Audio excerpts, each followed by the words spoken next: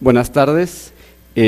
Para mí es un placer poder compartir un poco de lo que vemos en una de las especialidades que está cobrando importancia por esta situación de la transición demográfica.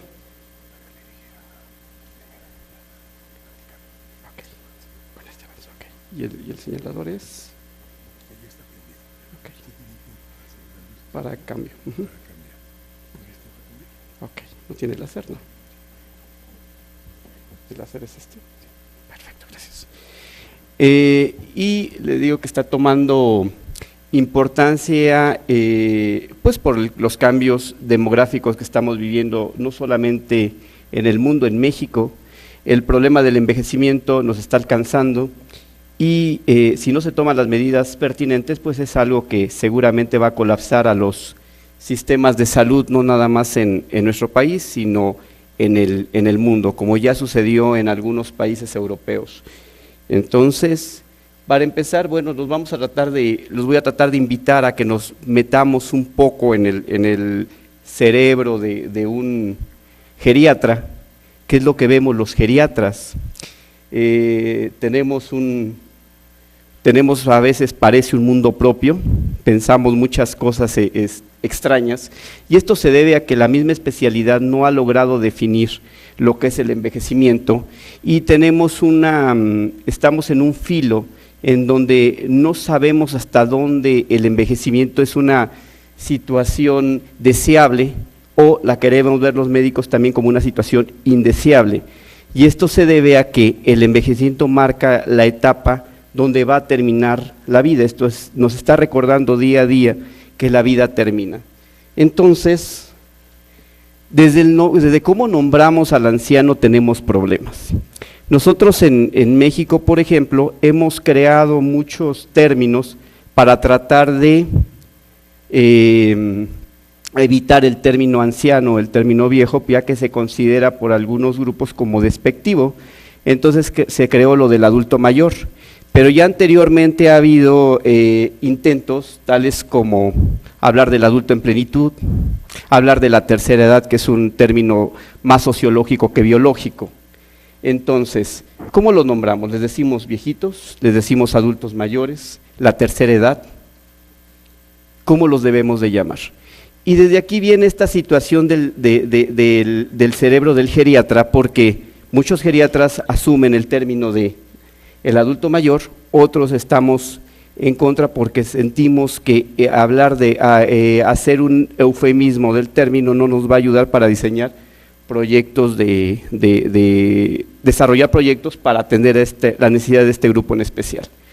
Entendemos entonces que tenemos una sociedad gerontofoba, en el sentido de que le tenemos fobia al envejecimiento, ya que en la dualidad que llegamos a manejar, sabemos que tenemos si el joven es hermoso, como nos los han descrito en redes sociales, en medios de comunicación, entonces en el envejecimiento, lo contrario de envejecimiento sería lo contrario a hermoso. Entonces hablamos de vejez como un estado o como una enfermedad, y aquí viene también un problema. ¿La vejez es deseable o terrorífica? Porque parecería que la vejez es un hecho terrorífico, en el sentido de que hemos creado algo que se llama medicina antienvejecimiento. Bueno, no lo hemos creado nosotros, sino se ha diseñado y por allá se anda trabajando con medicina antienvejecimiento. Ustedes se preguntan, bueno, ¿y esto qué tiene que ver con el tema? Bien, porque la demencia es uno de los problemas principales o síndromes principales en el envejecimiento, y que el diagnóstico se retrasa muchas veces por esa negación, en el entendido de que cuando empieza el proceso de deterioro, tenemos ciertas habilidades en el cerebro que nos permite adaptarnos y tratar de evitar el llamar la atención sobre los problemas que podrían tener, por ejemplo, con los olvidos o las alteraciones en la ejecución. Tenemos que estar muy a tono, bueno, recordar muy bien esto y entender que el envejecimiento, tal como la demencia, no es una enfermedad solamente, sino tiene implicaciones demográficas, sociales, económicas, políticas y culturales, ya que va a modificar totalmente el concepto de normalidad en la población. entendemos que vamos a tener una población con con un cambio demográfico hacia mantenernos estables, ya que la población mayor de 65 años va a superar a la población menor de 15 años, tal como está pasando en algunos países europeos, unos países del norte de América, y esta tendencia la vamos a ver más o menos como en el 2040, y aquí lo podemos ver en una forma ilustrada con lo que son las famosas pirámides, las de 1895, donde teníamos una tasa amplia en los menores de 30 años, se va estableciendo como pirámide en los 90, donde viene la guerra de la revolución, y vemos que mucha de la población que tenía que subir aquí, estar aquí, pues ya no está, pues por la misma guerra. Vemos que va incrementando la población cuando viene este concepto de vamos a poblar, vamos a llenar al país de mexicanos para trabajar en el campo, y viene una campaña para tener muchos hijos en los 40, parte de los 50, mejoran los sistemas de salud, empezamos a seguir viendo esta tendencia, pero empezamos a ver algo, empieza a crecer o a engrosar esta parte de la población, donde ya de una pirámide se va convirtiendo en una especie como de florero, si nos damos cuenta. Pero esto trae como consecuencia necesidades de salud diferentes, ya que la población que utiliza los sistemas de salud no es la población menor, sino es la población mayor. Entonces de aquí ya vienen las campañas, desde esta época de pocos hijos para darles mucho, y ya viene lo contrario, ya viene una situación totalmente distinta. Bien, ya viendo esta preocupación que tenemos los geriatras, porque se pinta un panorama un tanto desolador, porque ni siquiera nos hemos puesto de acuerdo con el nombre, por eso les puse lo anterior. Entonces vamos a ver qué es lo que sucede con el problema de la demencia en un paciente en fase inicial, que es cuando los geriatras vemos a los pacientes. Con el neurólogo llegan cuando ya los cambios cognitivos son tan importantes que el paciente ya genera dependencia en la familia y ya les preocupa. Con el psiquiatra llega cuando los problemas conductuales son tan severos que ya está vagabundeando, o el paciente ya está agitado y ya no permite el control conductual que maneja la familia. Y ahí nosotros, desde el punto de vista funcional, que es como clasificamos a las demencias, hablamos de una demencia avanzada. Entonces, mientras más avanzada sea la enfermedad, más difícil va a ser tratar, no vamos a tener una buena respuesta. Entonces los geriatras tenemos una ventaja que no tienen los demás especialistas. A nosotros nos van a ver por otro motivo, no nos van a ver por la demencia como tal, nos van a ver para tratar la hipertensión, para tratar la diabetes, para tratar la fragilidad, que son síndromes del envejecimiento, y que cuando nosotros hacemos una evaluación podemos detectar una demencia en fase inicial, que es el motivo de la plática. Entonces, lo queremos ver desde este punto de vista. Una mujer de 70 años llega a la consulta de psiquiatría. A ella la manejan por depresión crónica, el psiquiatra, y ella le refiere que tiene olvidos leves desde hace 7 años. Sin embargo, los médicos le habían dicho que pues es por la edad, o sea, eso es por la edad, no hay mayor problema. El psiquiatra en su evaluación reporta en la nota que tiene un mini mental en ese momento de 28 puntos, que él asume como un mini mental normal, porque es normal de acuerdo a los puntos de corte para esta paciente, por la escolaridad que manejaba. Fueron 26 puntos, aquí está. Tiene tendencia al llanto fácil y tiene alteraciones del sueño. Pero todo esto se asume dentro del problema de depresión. Entonces hasta aquí parece que no hay mayor problema, porque la depresión severa es un motivo de que el paciente pueda tener olvidos, pueda tener distracciones. Entonces el médico psiquiatra decide empezar tratamiento. Desde el punto de vista demográfico, pues vemos que los síntomas depresivos representan en la población geriátrica un problema importante, con un porcentaje, una prevalencia según la encuesta que publican en Salud Pública en el 2013, un 17.6%. Entonces no es tan pequeño el porcentaje, es muy importante, estamos hablando de prácticamente el 20% de la población. Vemos que la depresión parece que va incrementando conforme va pasando la edad, al igual que el deterioro cognitivo, parece que hay cierta relación, y está descrita una relación que la depresión crónica de alguna manera genera un estrés cerebral con un aumento del cortisol que podría estar lesionando neuronas del hipocampo, y esto podría generar o podría dar más adelante una demencia. De hecho, es uno de los factores de riesgo principales. Entonces nuestra paciente pues tiene ese factor de riesgo. En las mujeres parece ser más importante, es mayor la prevalencia, y si vive en un medio rural pues parece que también es mayor la prevalencia, como vemos aquí. Pero vamos otra vez, esto es lo que tendríamos que relacionar. La depresión incrementa con la edad y parecería que también incrementa las demencias, quizá. Estamos hablando de esta asociación ya descrita de depresión con demencia. Entonces, con el tratamiento con un inhibidor selectivo de la recaptura, nuestra misma enferma, parece que mejora la calidad del sueño. Dice ella que ya puede dormir mejor, tiene mejor estado de ánimo, aunque continúa con algunos olvidos. Entonces, como ya no mejora esta situación de los olvidos y la paciente le causa mucha angustia, el médico psiquiatra decide canalizar la geriatría para que se haga una evaluación por grupo de edad, y de hecho la referencia dice, se envía para evaluación geriátrica y llega con nosotros a la consulta externa.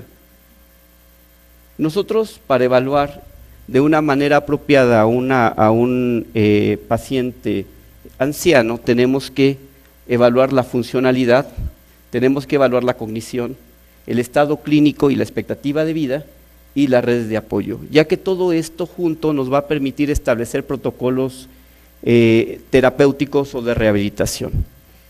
Si un paciente mantiene funcionalidad, podría ser la diferencia entre determinar si vamos a poner, por ejemplo, en el caso de una fractura, una prótesis de cadera, ya que si tiene una funcionalidad independientemente de la edad que él tenga, pues es candidato. Si su red de apoyo es inapropiada, pues no lo van a llevar a rehabilitar, entonces quizá tengamos que elegir a otro paciente. Si desde el punto de vista cognitivo él no permite la conducción, por ejemplo, en la rehabilitación, pues tampoco va a ser un candidato. Entonces, por eso tenemos que hacer esta evaluación para decir si lo vamos a enviar o no. Entonces, ya cuando hacemos la evaluación clínica de esta paciente, profundizamos y sabemos que es viuda desde los 28 años. Su esposo, policía, había sido muerto en una situación de servicio, y desde los 28 años de edad, ella se había mantenido en el cuidado solamente de los hijos. Y desde entonces pues había tenido esta situación de la depresión. Es pensionada, vive sola, tiene una escolaridad de secundaria, no tiene antecedente de uso de tabaco o uso de alcohol, no padece de enfermedades crónicas, y ella me dice que se considera una persona sana, excepto porque pues ya tiene muchos problemas porque se le pierden algunas cosas.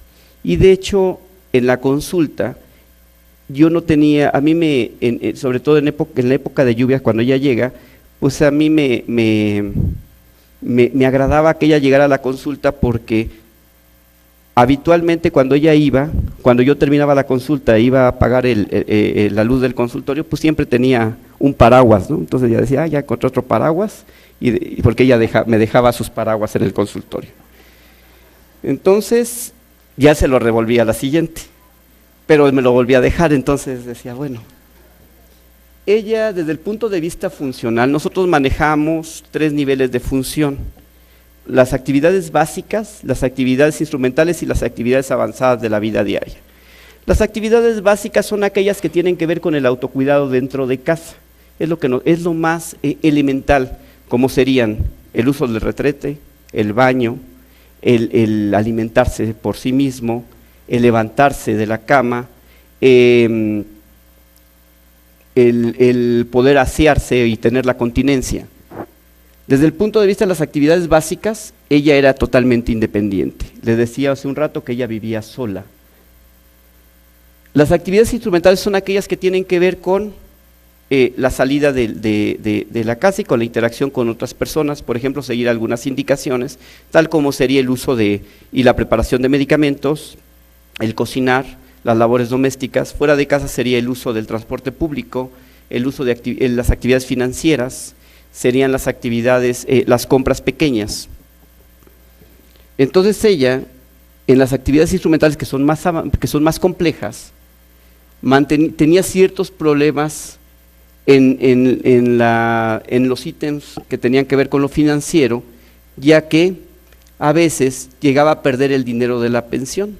Y ella me decía, ya con un tono, no sé si de resignación, pero me decía, lo que pasa es que soy una viejita loca, porque ella así se consideraba. Me distraigo fácilmente, pienso muchas cosas, mis hijos, mis cosas, decía ella. Entonces hasta aquí, si se dan cuenta, ella no había hablado propiamente de los olvidos, sino decía que se distraía. Entonces seguimos revisando, y en las actividades avanzadas, ella tenía una historia muy interesante todavía en ese momento. Ella era una persona de religión católica y le gustaba participar en actividades litúrgicas en la parroquia de su comunidad. Participaba en los grupos litúrgicos. Entonces ella era de las que leían la lectura, de las que llevaban una fórmula litúrgica, pero la relación con el párroco pues era buena, pero pasa una tragedia. 6 meses antes de que ella llegara con nosotros, habían cambiado al sacerdote, y ella no era capaz de adaptarse al cambio, porque el sacerdote que llega, que era más joven, tenía la idea de fórmulas litúrgicas diferentes. Ella decía, vamos a cambiar la fórmula litúrgica.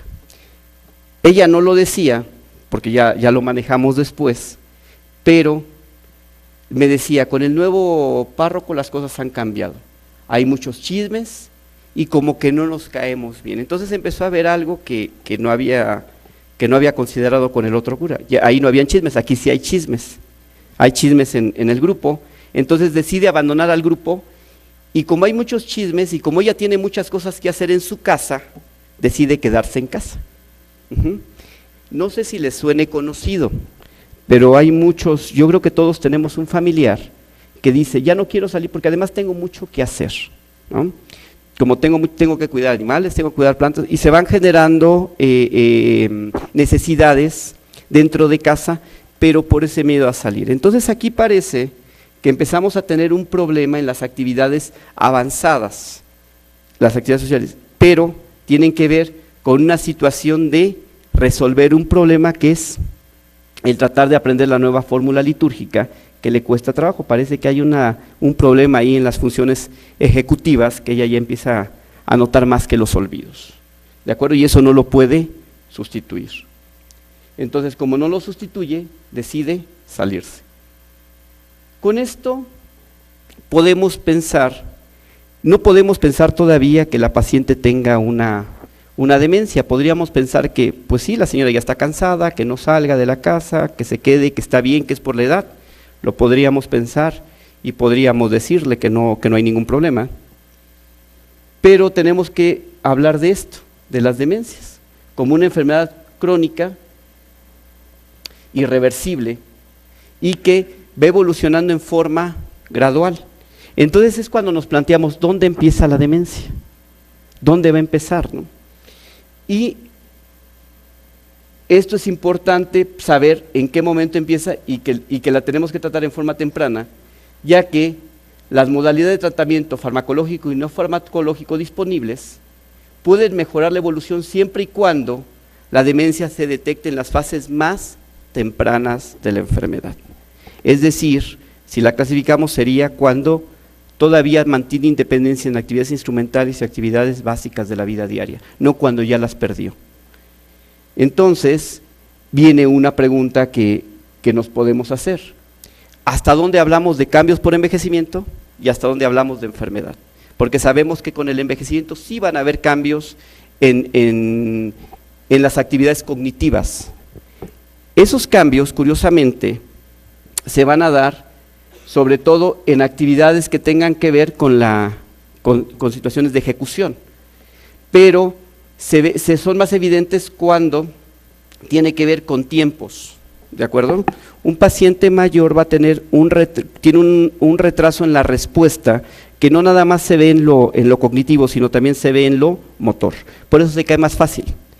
Por ejemplo, el reflejo para corregir una postura va a ser más lento y esto va a favorecer las caídas. Entonces la persona mayor tiende a caerse, tiende a fracturarse.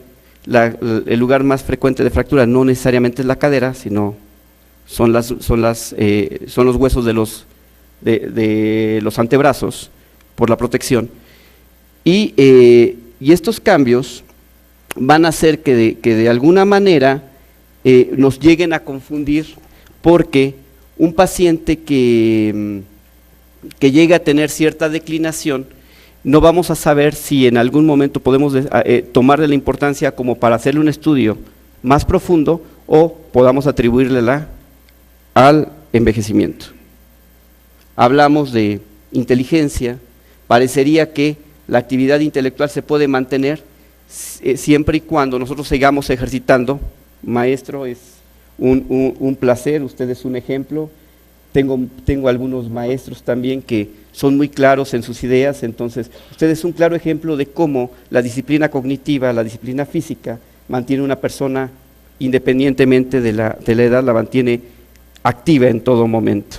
Entonces parece que esto apoya esta situación, tal como algunos de los maestros que he tenido y que he admirado, que son personas mayores y que me han enseñado tanto, me enseñan lo que no leo en los libros, o sea, la experiencia que ellos tienen.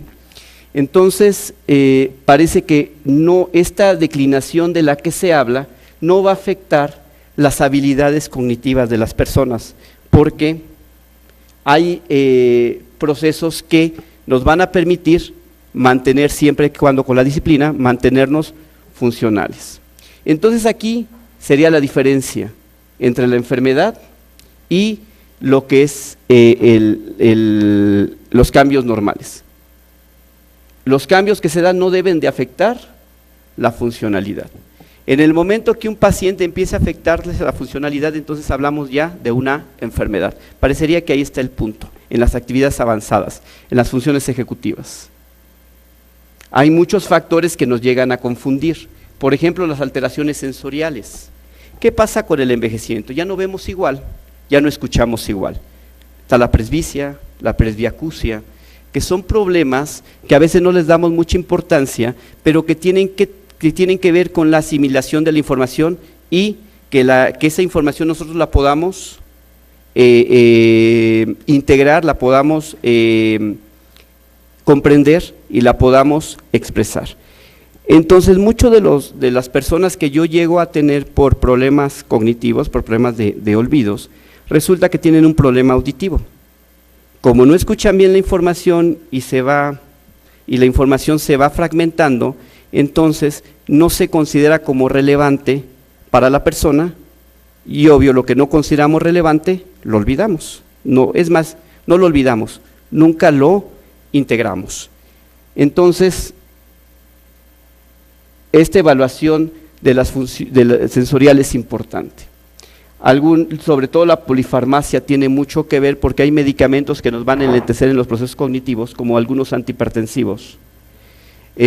Algunos medicamentos que llegamos a usar para la enfermedad ácido péptica, muy común en el anciano también, por el efecto colinérgico que podrían tener, tales como los antieméticos, también podrían afectarnos.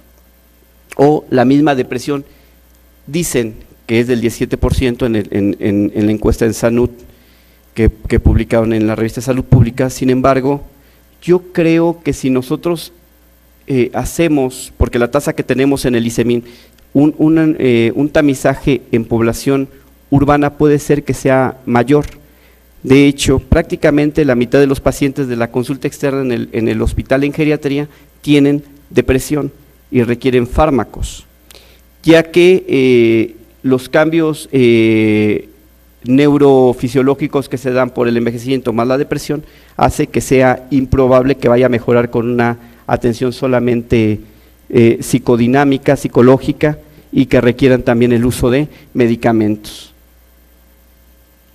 Entonces, resumiendo, las actividades avanzadas se pierden primero, y esto es lo que debe de encender los focos rojos para la sospecha de demencia. Realmente el lenguaje en fase inicial parecería que no se modifica en forma muy importante, porque mientras no tenga que ver con el aprendizaje de nuevas actividades, parece que no se altera, ya que lo que se ha descrito como la inteligencia cristalizada, que es la capacidad que tenemos de resolver problemas en base al conocimiento adquirido, no se va a afectar, sino el problema parece ser más en el aprendizaje de nuevas actividades. Entonces, el envejecimiento claramente disminuye los mecanismos de adaptación biopsicosocial, sin embargo, no interfiere con la funcionalidad.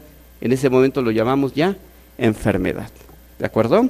Entonces, en nuestro caso anterior, nosotros habíamos hablado de que nuestra paciente pues tenía ya modificaciones en las actividades avanzadas de la vida diaria. Como ustedes se dieron cuenta, empezó a abandonar cosas que antes hacía. En ese momento, como los olvidos eran importantes, el Mini-Mental había salido de 26 puntos, no me daba gran información. Además de que el Mini-Mental tiene algo muy interesante. El Mini-Mental, si lo hacemos desde un punto de vista psicométrico, es decir, si nada más vemos el puntaje, seguramente nos va a dar muy poca información.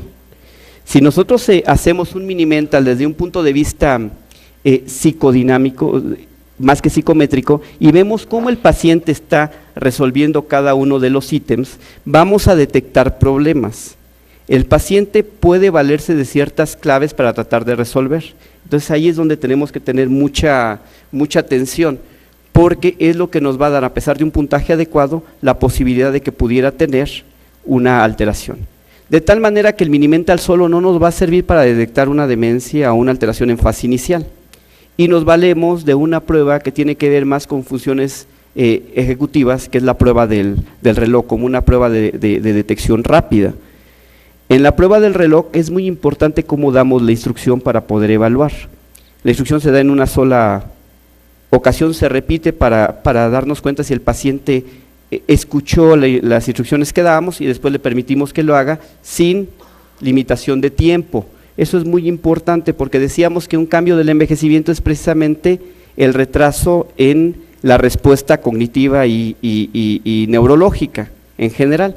Entonces, le aclaramos muy bien al paciente para que no se angustie, que tiene todo el tiempo, que puede borrar. Entonces, el paciente ya no siente esa presión. Entonces, vemos ahí que muchas veces las fallas se ve desde el reloj.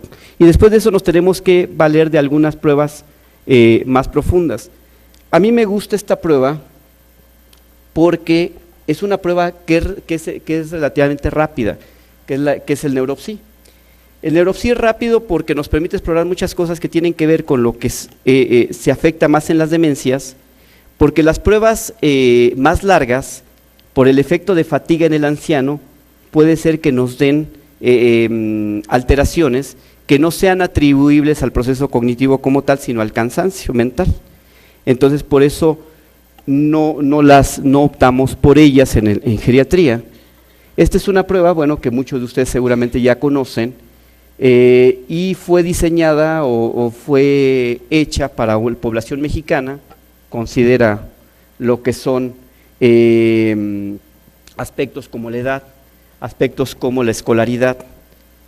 Hay protocolos para pacientes que no tienen escolaridad, hay protocolos para pacientes con una escolaridad alta, y nos van a permitir ver si hay alteraciones en funciones corticales, subcorticales, y es muy sensible a la localización de los circuitos que pudieran estar afectados. Entonces decidimos aplicar esta prueba a nuestro paciente. Bueno, estos son lo que ya les había dicho hace un rato, y este fue el perfil que tenía esta paciente. Esto es interesante y lo quiero recalcar. Esta prueba fue hecha el 29 de julio del 2005. Esta paciente que estamos viendo la tuvimos en el 2005. 70 años, aquí vemos que el rango maneja rango de edad, maneja este perfil que es muy interesante porque hasta para elaborar un protocolo de rehabilitación nos ayuda mucho. Y lo que vemos por colores es el puntaje, cómo el puntaje por cada uno de los ítems nos va dando un perfil normal, una alteración moderada o una alteración severa.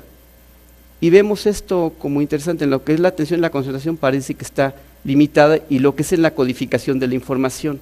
La evocación en lo espontánea está alterada, ya tenemos varios procesos cognitivos aquí afectados. En las funciones ejecutivas, conceptuales y motoras hay problemas. Vean mano derecha, hay un problema ahí severo. Entonces podríamos ver que hay varias áreas y algunas de ellas son que tienen que ver mucho con las funciones frontales y algunas temporales, sobre todo en lo que implica la memoria inmediata, que podría estar muy alterada. Esto ya no es normal. Por definición, porque ya son más de 2 dominios cognitivos alterados, hablaríamos de una demencia que predomina. Considero que predomina la alteración más cortical y es una lesión muy mesial y es izquierda. Entonces pasamos a lo que son las pruebas, los estudios. Ya teníamos el bioquímico, los bioquímicos eran normales, no teníamos problemas ni de colesterol, ni de glucosa, ni nada. La paciente no podía tener un problema que estuviera relacionado con deficiencia, por ejemplo, de vitamina B12 o de vitamina B6, o que pudiera tener algún problema metabólico, que pudiera tener algún problema de hipotiroidismo. Eso ya lo habíamos evaluado y estaba normal. Esta es su resonancia magnética y pues bueno, nada más les traigo lo que son los cortes axiales en un T1 y en un FLAIR para ver si no tiene lesiones vasculares. Si ustedes se dan cuenta, el cerebro es está bien. Con la pura resonancia yo podría ver que ni siquiera tiene atrofia esta paciente, no parecería un cerebro de 70 años, ¿se dan cuenta? El cerebro está simétrico, un cerebro bastante bien, sin alteraciones vasculares, mire, tenemos un cerebro limpio, pero hay una alteración ahí en el estudio neuropsicológico y decidimos hacerle un gamagrama cerebral, que de alguna manera nos va a permitir ver en forma indirecta cómo está la función cerebral. Y si se dan cuenta, hay una respuesta simétrica. Está más frío del lado izquierdo que del lado derecho, si se dan cuenta.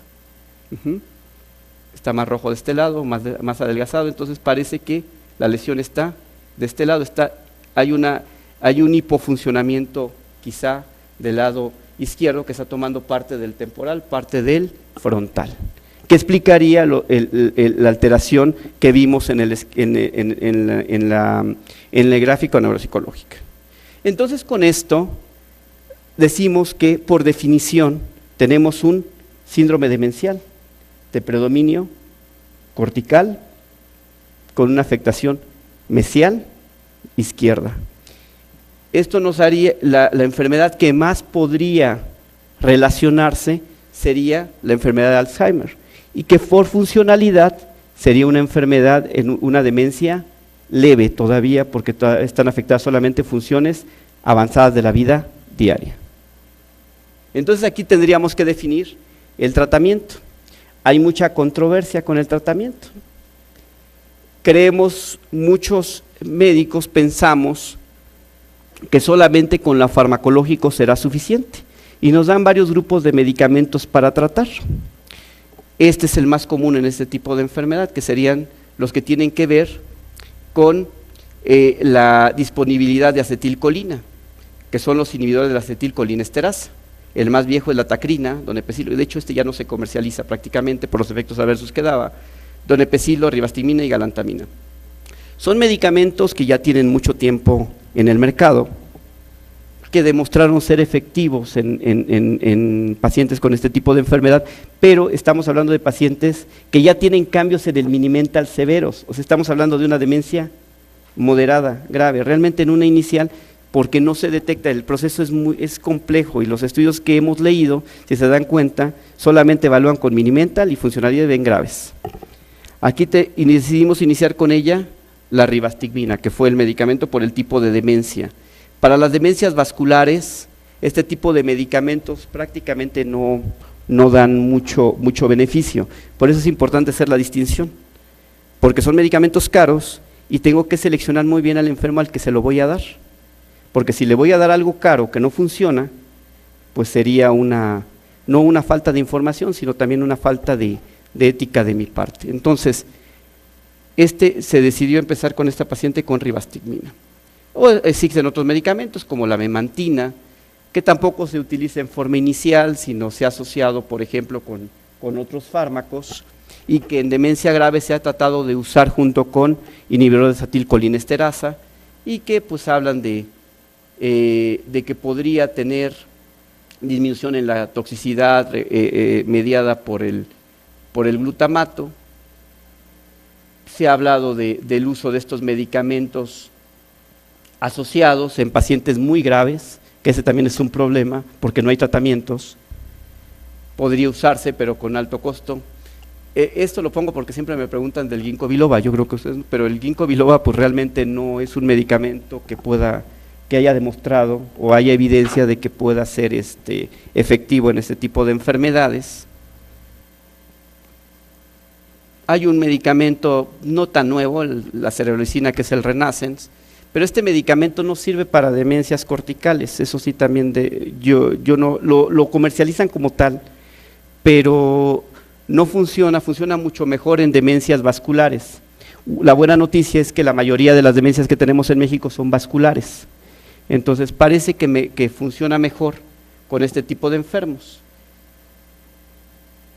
Entonces ya decidimos el tratamiento farmacológico, pero de aquí decidíamos si era suficiente o no, porque no estamos peleados en geriatría con la rehabilitación. Entonces tendríamos que plantear una situación de si era el paciente un candidato a rehabilitarse. Hay ya muchos trabajos, está aumentando la situación de los trabajos en relación con la rehabilitación, pero es claro que la rehabilitación va a mejorar algunas funciones que podrían estar alteradas y podría ayudarnos a mejorar la funcionalidad y la respuesta de los medicamentos. Yo le doy un medicamento para mejorar la función cognitiva, pero tengo que entrenar a ese paciente para que ese medicamento lo aproveche. Algo así como en el gimnasio, cuando damos anabólicos, bueno, no los doy yo, cuando dan anabólicos, ya me traicionó el subconsciente, cuando se dan anabólicos y se hace el ejercicio. Si yo hago puro ejercicio y el paciente requiere anabólicos, pues no va a ganar fuerza.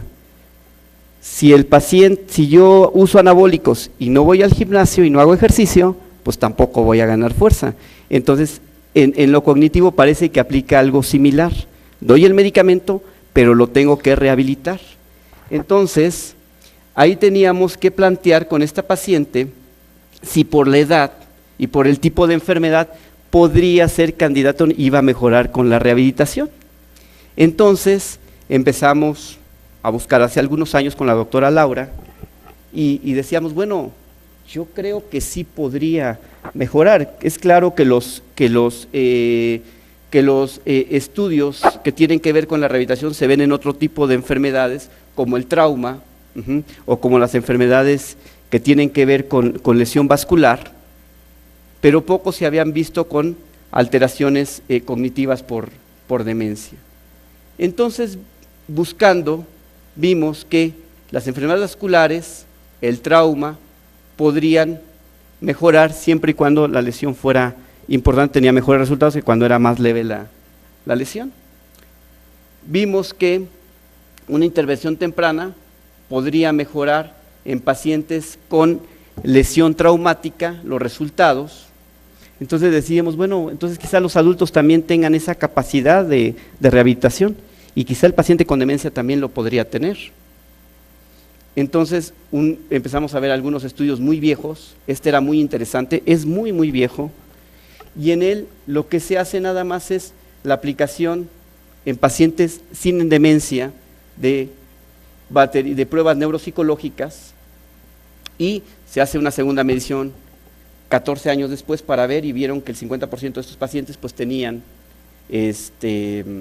alteración cognitiva. Realizan un programa de entrenamiento o de rehabilitación y vieron que algunos recuperaban cierta función cognitiva y que esta función era duradera. Entonces digo, bueno, quizá tenemos esperanza, ¿no?, con los pacientes viejos. Y a mí me preocupa porque muchos de los que estamos aquí en unos años vamos a estarnos enfrentando a esta situación. Entonces me preocupa ver cómo qué vamos a hacer, porque por probabilidades, la mitad de los que estamos aquí vamos a tener cierto deterioro cognitivo en unos 40 años, y bueno, no sé qué vaya a pasar. Bueno, igual ya se me olvidó y ya no me preocupo, ¿verdad? Entonces, este estudio, que fue hecho específicamente para ya personas mayores, tenía que ver con entrenamiento de las funciones mentales. ¿Ya casi terminamos? Perfecto, ya terminamos. Entonces, aquí lo que vemos es que es un estudio aleatorio, por eso es interesante, porque se hace un grupo de intervención y un grupo sin intervención. 10 sesiones de 60 a 75 minutos, de 5 a 6 semanas.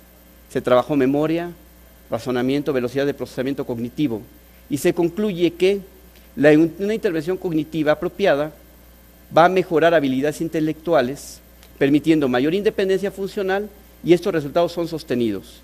Entonces, los ancianos sí se benefician con programas de entrenamiento cognitivo. Entonces, eso nos motivó a que la doctora Laura nos permitiera que su terapeuta nos ayudara en unas sesiones con un grupo de pacientes, entre ellos la paciente que les presenté hace un rato.